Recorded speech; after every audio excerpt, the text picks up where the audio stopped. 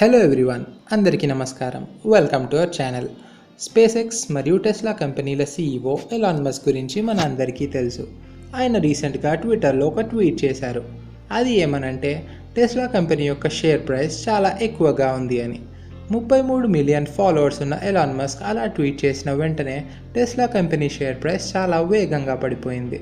ఆ న్యూస్ గురించి మరిన్ని విషయాలు ఈరోజు మనం ఈ వీడియోలో తెలుసుకుందాం. ఎలాన్ మస్క్ ఇలాంటి ప్రాబ్లమ్స్ తెచ్చే ట్వీట్స్ ఇంతకుముందు కూడా చేశాడు. 2018లో ఫండింగ్ సెక్యూర్డ్ అని ట్వీట్ చేశారు. ఆ ట్వీట్ ఒక కాంట్రవర్షియల్ మ్యాటర్గా మారింది. సెక్యూరిటీస్ మరియు ఎక్స్చేంజ్ కమిషన్తో గొడవలు పడుతున్నందుకు గాను యుఎస్ సెక్యూరిటీ రెగ్యులేటర్స్ అతనికి $20 మిలియన్ ఫైన్ని విధించారు. ఆ తర్వాత 2019లో సెక్యూరిటీస్ మరియు ఎక్స్చేంజ్ కమిషన్తో ఒక డీల్ కూడా కుదుర్చుకున్నారు.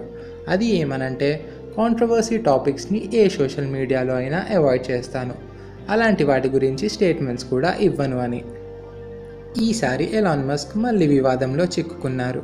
ముందు టెస్లా స్టాక్ ప్రైస్ చాలా ఎక్కువగానే ఉంది అని ట్వీట్ చేశారు.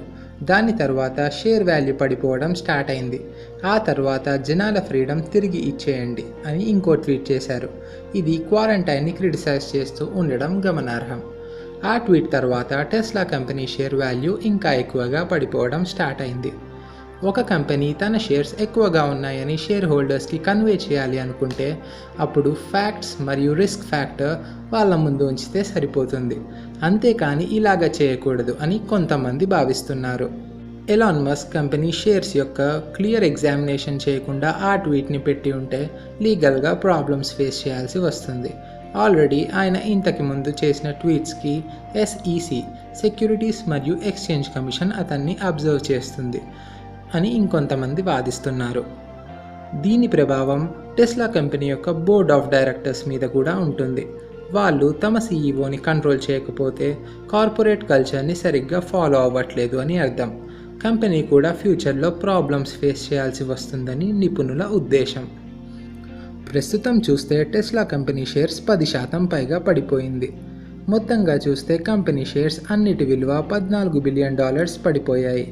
ఇది టెస్లా కంపెనీ ఇన్వెస్టర్స్కి పెద్ద సమస్యలా మారే అవకాశం ఉంది. మరి ఎలాన్ మస్క్ ఈ సిచ్యువేషన్ని ఎలా హ్యాండిల్ చేస్తారో వేచి చూడాలి. ఈ విషయంలో మీకు కొంచెం క్లారిటీ వచ్చిందని అనుకుంటున్నాం. ఈ వీడియో కనుక మీకు నచ్చినట్లయితే లైక్ చేయండి, షేర్ చేయండి మరియు సబ్స్క్రైబ్ చేసుకోండి. మరో మంచి వీడియోతో మీ ముందు ఉంటాము. అంతవరకు good bye and take care.